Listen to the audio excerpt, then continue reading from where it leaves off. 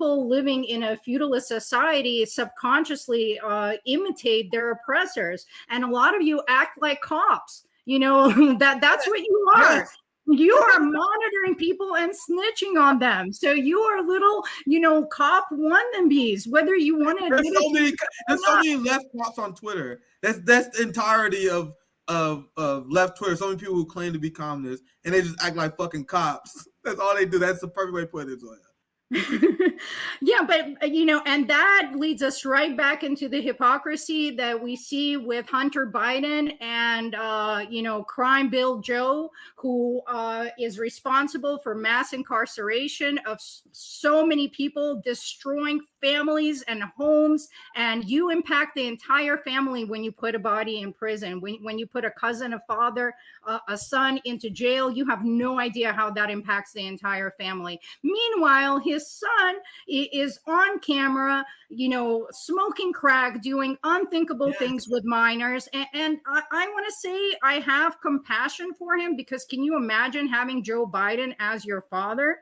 Obviously he messed this kid up, and now he's, an adult doing these horrible things, which there's no way he's a happy person doing what he's doing, but yet he's never going to be held accountable. And that is the tragedy of our system and why we must take back power.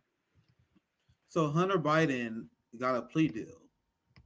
There are people who are protesting Cop City. They're getting felonies. They're being charged as domestic terrorists because they had the audacity to use their First Amendment rights to challenge the police state. But Democrats are fighting to the death over this narrative that Hunter Biden did not get off easy. Obviously, the Republicans going to make that argument because it's political, right? But the Republicans don't believe in restorative justice. They believe in harsh penalties. They cheer on making George Floyd protesters and Cop City protesters domestic terrorists. And then right-wingers be like, but this. No, but. The fuck is wrong with you? Do you believe in free speech or not? This is why I don't take people like Tucker Carlson seriously. He said he claims he supports free speech, but every goddamn show, a lot of people like to watch clips, but I used to watch the full show. It was very tough to watch. This motherfucker will fearmonger over protesters all the time. So Tucker Carlson is against the establishment and the military-industrial complex, but he don't want us to be too rough when we protest them. Can someone explain how that makes sense? So we get felonies, domestic terrorism charges, because the cops provoke us and cause problems, because that's what really happened. Tucker don't include the agent provocateurs and then police engaging us first. They pretend that we're violent, even though mass majority of protests was peaceful. I was there, and the cops engaged us in tear gas children in Kansas City. Children that wasn't part of the protest. They tear gas children in the park in Kansas City. But Tucker Carlson wants you to think that we're the enemy. I was there. Was you there? For all the people who think the protest was violent, were you there? I was there. I know Comrades was there. And I was there, and there was black leaders and elders that was telling us to keep the peace.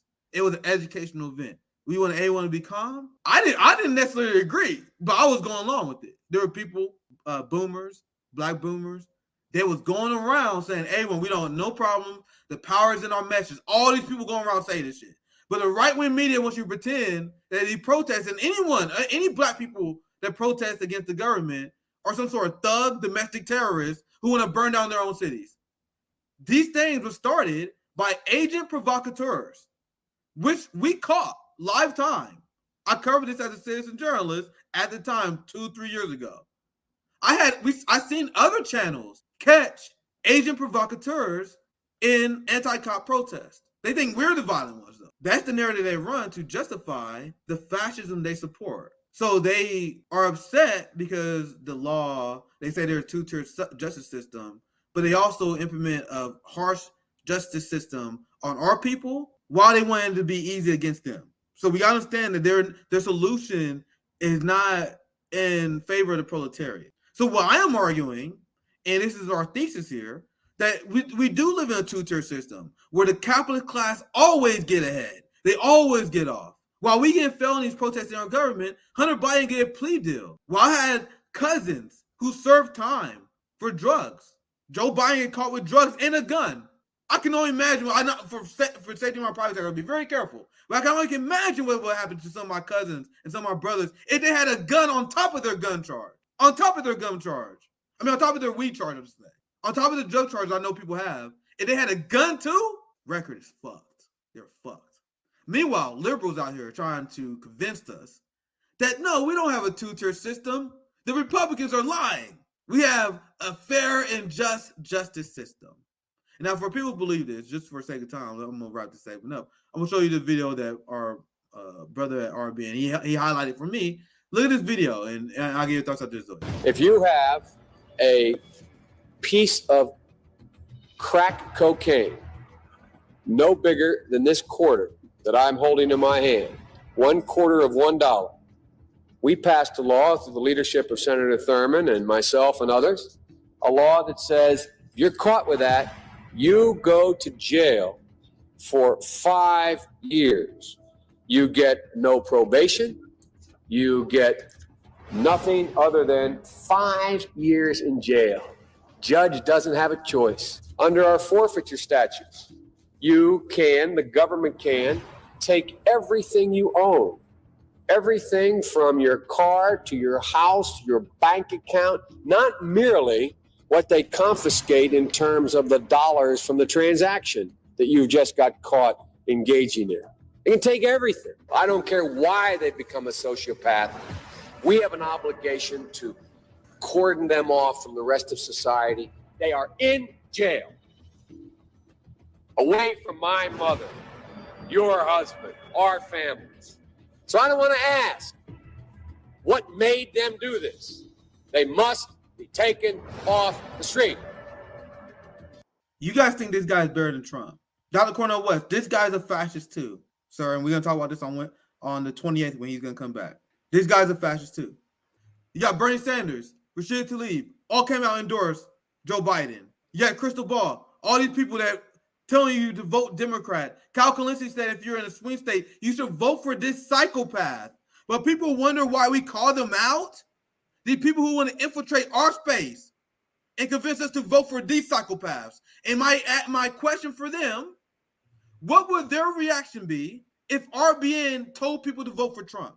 Zoya, can you imagine? Can you imagine the ratios? Can you imagine the videos? If we had multiple segments, multiple tweets where we told you to vote for Donald Trump. So here's a guy who has a record that is worse than Trump. He is the same guy as Trump at minimum. But you guys endorse him and vote for him, and you guys don't want me to shame you the same way you will shame us if we vote for Donald Trump? Jordan Chariton is status quo. Shame on you for voting for this guy. You put a microphone in front of people's faces to profit off of their suffering, but when things get tough, you're going to vote for their oppressors. I find that deeply unimpressive. Jordan Chariton makes more than 80% of workers benefiting off the suffering of others, but he's going to vote for their oppressors like Joe Biden. That's why you don't like us, because I'm holding their feet to the fire, and they're not used to that. Because I find it disgusting that anyone who knows something, I told you guys, generally the people who are propagandized, I give grace. I give grace to the person who working 50 hours a week, who have kids who don't got time to read all the shit I do. And you were tricked by people like Jordan. You were tricked by TYT. I don't have funk for you. I don't have heat for you. I have heat for people who know better. Jordan covered Flint, Michigan, but he endorsed and voted for the guy who was the vice president that covered for the Flint process. You don't understand why that doesn't upset me? You profiting off our pain, but you're enabling our oppressors? These are the things I challenged him on, and he can't handle those criticisms. That's why he smears us. I just want to let you guys know. That's why he won't tell you on the Vanguard. But that's the real reason why they don't like RBN, because my criticisms are too scathing.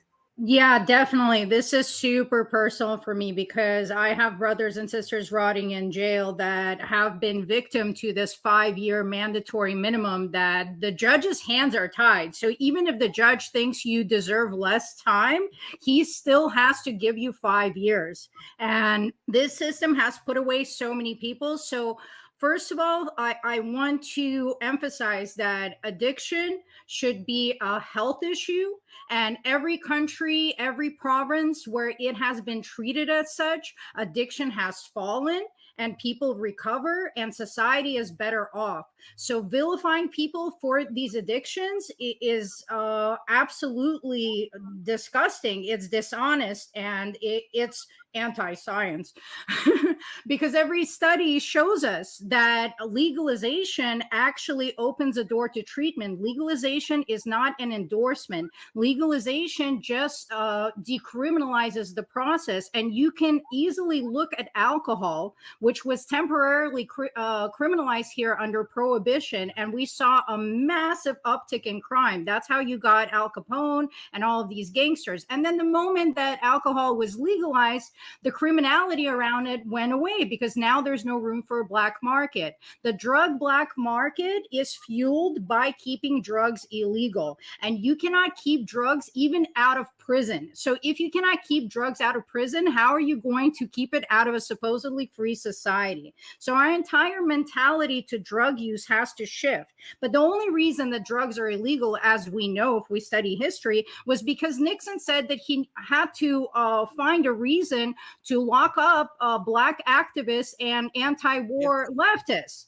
So this is political. This is an attack on the proletariat. First of all, they funnel the drugs into our neighborhoods. Then they criminalize us for using them and falling victim to these addictions. So we have to get out of this punitive mindset, even for Hunter Biden. I don't want him to go to jail. I want no one to go to jail. But the justice system cannot be this uneven, where anybody that has access to wealth or power can get away from things. But the working class has to pay for it. And that goes back to the fact that 75% of people sitting in jail have never been charged with a crime. They simply just cannot afford bail. So this is a class struggle. This is always about attacking the proletariat and keeping us oppressed. And Jordan, if you think that this kind of coverage is not substantive enough for you, feel free to hit unsubscribe.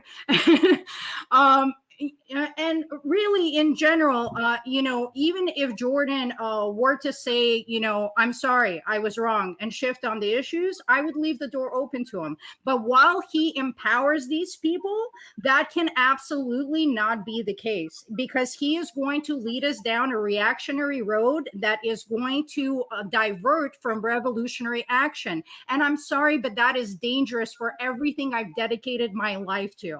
And if you think I'm saying that just for clicks, I'm sorry. I think you're the one talking for clicks, and you're uninformed on a lot of topics. And if you watched RBN, you would actually be more informed on foreign policy and a lot of topics.